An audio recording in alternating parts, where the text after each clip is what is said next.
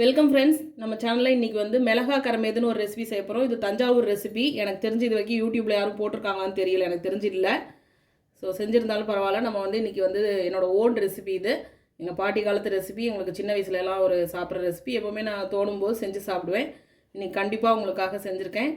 வாங்க எப்படி செய்கிறது, என்னென்ன தேவையான பொருட்கள்னு பார்க்கலாம். ஈஸியாக ஒரு 10 மினிட்ஸில் ஒரு சப்ஜி செய்யணும், ஒரு ரெசிபி செய்யணும் அப்படின்னா நீங்கள் இது செய்யலாம். வாங்க வீடியோக்குள்ளே போகலாம்.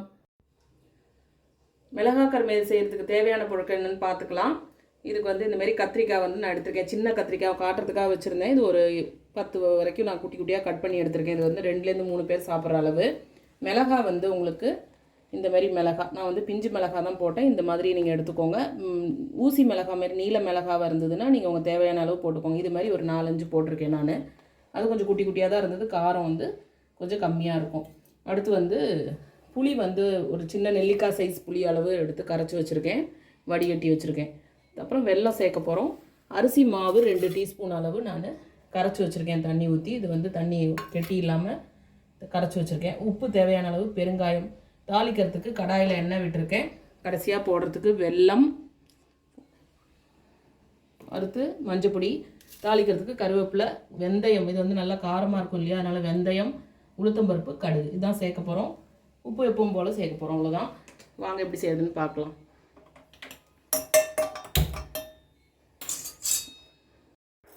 எண்ணெய் சூடாகிடுச்சு. இந்த நேரத்தில் தாளிக்க வேண்டியதெல்லாம் ஒன்றாவே சேர்த்துக்கலாம். வறுபட்டோன்னே இது கொஞ்சம் நெடி அடிக்கும். ஸோ நான் வந்து காமிக்கிறதுக்கு தான் பண்ணுறேன், அதனால் நீங்கள் பண்ணும்போது பார்த்து இது பண்ணிக்கோங்க. இந்த பச்சை மிளகா நல்லா காரமாக இருக்கும்.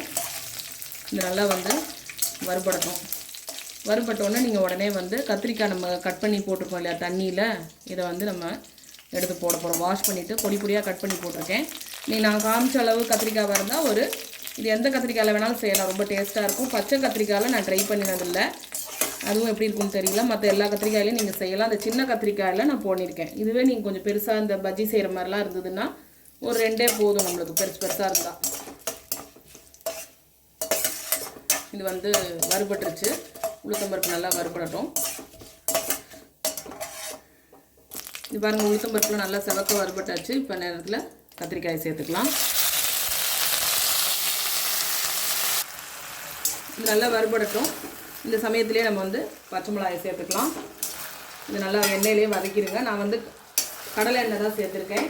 நம்ம சாப்பிடும்போது இட்லி தோசையோடு சாப்பிடும்போது காரம் ஜாஸ்தியாக இருந்தால் நீங்கள் இந்த மிளகா கருமேதில் நல்லெண்ணெய் சேர்த்துக்கலாம், காரம் குறைக்கிறதுக்கு. இது நல்லா வறுபடட்டும். அடுத்து நம்ம மஞ்சள் பொடியை சேர்த்துக்கிறோம். ரொம்ப ஈஸியாக சீக்கிரமே செஞ்சிடலாம். உங்களுக்கு வெங்காயம் தக்காளி இதெல்லாம் இல்லாதப்போ நம்ம வந்து இந்த ரெசிபி செய்யலாம். இப்போல்லாம் தக்காளி கூத்து பஜ்ஜி இதே தான் மறுபடியும் செய்யும்போது இது போர் அடிக்கும்போது இந்த மிளகா கரும்பு ட்ரை பண்ணி பாருங்கள், நிஜமாகவே நல்லாயிருக்கும். இது நல்லா வதக்கிட்டு பெருங்காயம் தேவையான அளவு போட்டுக்கோங்க.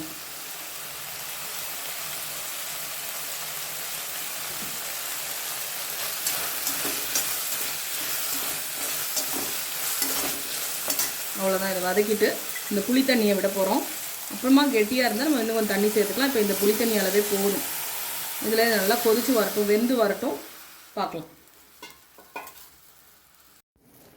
இப்போ நம்ம போட்ட கத்திரிக்காய் இந்த பச்சை மிளகாலாம் வதங்கி என்ன கலரில் இருக்குது பாருங்கள், வெந்துருச்சு முக்கால்வாசி பாதி. இப்போ உப்பை சேர்த்துக்கலாம். இது நல்லா சேர்ந்து கொதித்து வரட்டும்.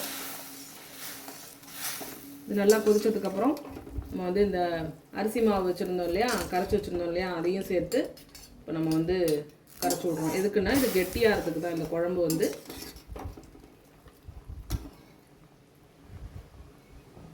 இது நல்லா கொதித்து வரட்டும். இந்த அரிசி மாவு போட்டிருக்கோம் இல்லையா, இந்த வெல்லம் வந்து தேவையான அளவு. பிடிக்காதவங்க அவாய்ட் பண்ணிடலாம், பிடிச்சிருக்கவங்க போட்டுக்கலாம். இதுக்கு வந்து ரொம்ப டேஸ்ட்டாக இருக்கும்.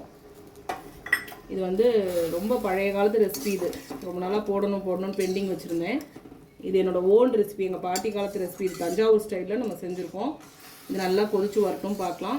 தோசை இட்லிக்கு ரொம்ப நல்லாயிருக்கும், உப்புமாக்கும் நல்லாயிருக்கும். நீங்கள் பண்ணி பாருங்கள், உங்களோட ஃபீட்பேக் சொல்லுங்கள். இது கொதிச்சு வந்தோடனே நான் எப்படி வந்திருக்குன்னு காமிக்கிறேன். இதெல்லாம் சேர்ந்து ஒரு கொதி வந்தோடனே நம்ம ஆஃப் பண்ணிடலாம். கொஞ்சம் நல்லா கெட்டியாகிடும் நம்மளுக்கு. தேங்க்யூ. அவ்வளோதாங்க ஃப்ரெண்ட்ஸ், பாருங்கள் எப்படி வந்துருச்சுன்ட்டு. இதுக்கப்புறம் நம்ம ஆஃப் பண்ணிடலாம். அவ்வளோதான். இது அப்படியே கெட்டியாகிடும் இந்த அரிசி மாவு போட்டது. இதை நம்ம பாத்திரத்தில் ட்ரான்ஸ்ஃபர் பண்ணிவிட்டு பார்க்கலாம். அவ்வளோதாங்க ஃப்ரெண்ட்ஸ், நம்மளோட மிளகா கரமேது ரெடி ஆகிடுச்சு. நீங்களும் செஞ்சு பாருங்கள். நம்ம இன்னொரு வீடியோவில் சந்திக்கலாம். நம்ம சேனலை சப்ஸ்கிரைப் பண்ணுங்கள். தேங்க்யூ ஃபார் வாட்சிங்.